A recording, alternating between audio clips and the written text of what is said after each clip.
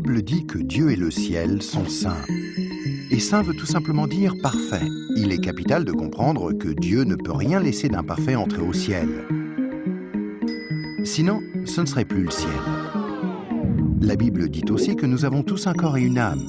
À notre mort, notre corps est enterré ou incinéré. Mais notre âme, le vrai nous, vit pour toujours, soit au ciel, soit en enfer.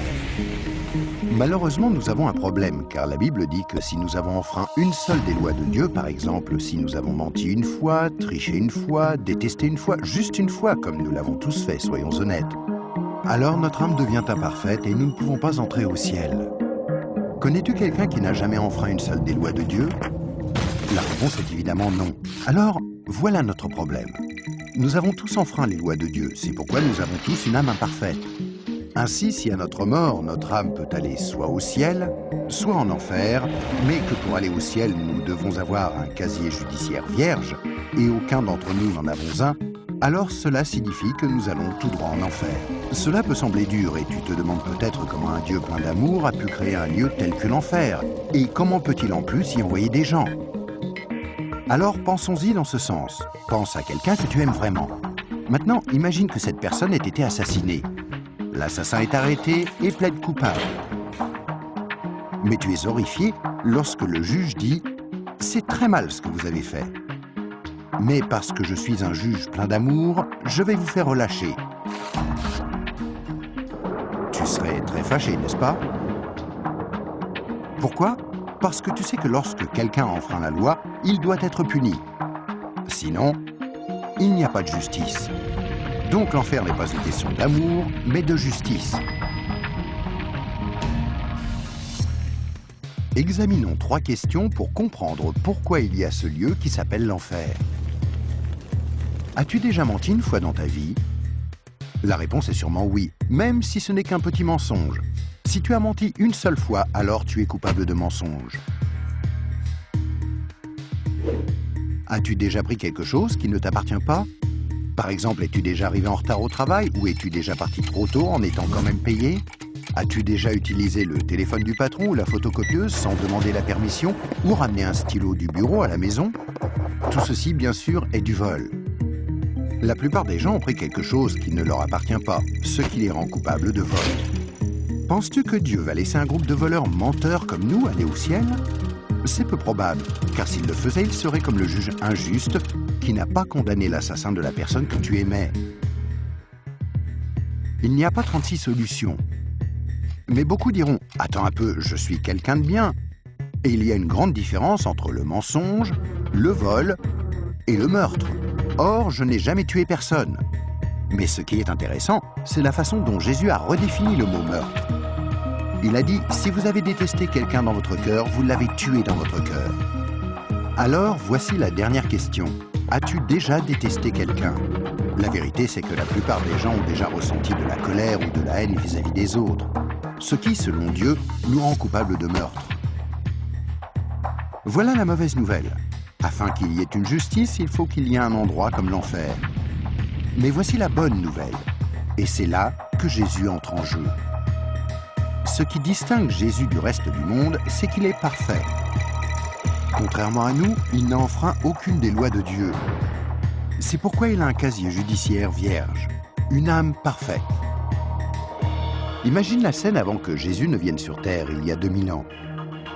Jésus a regardé dans l'avenir et t'a vu ici aujourd'hui.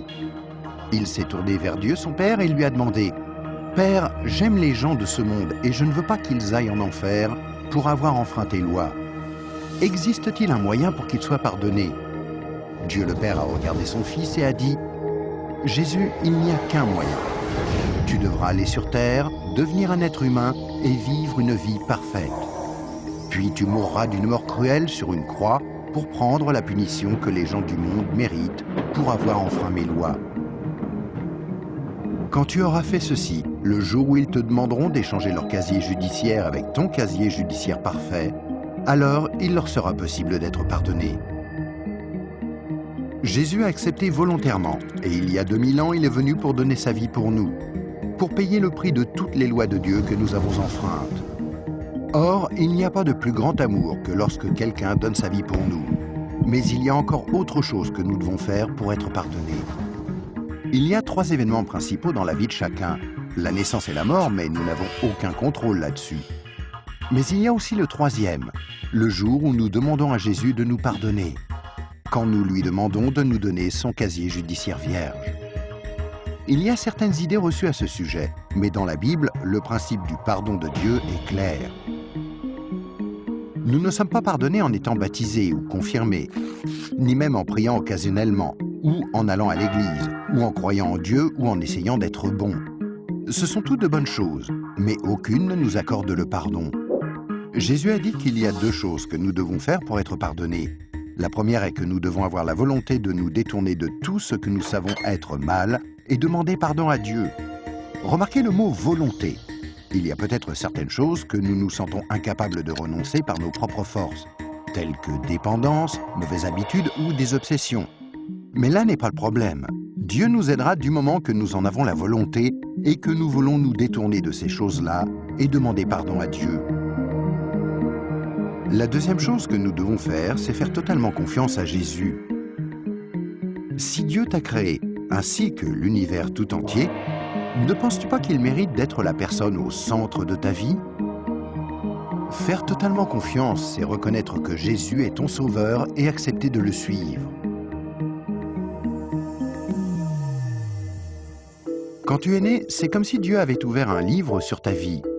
Maintenant, garde en tête que Dieu voit tout ce que tu fais. Il connaît chaque attitude, chaque pensée, chaque motif et chaque action.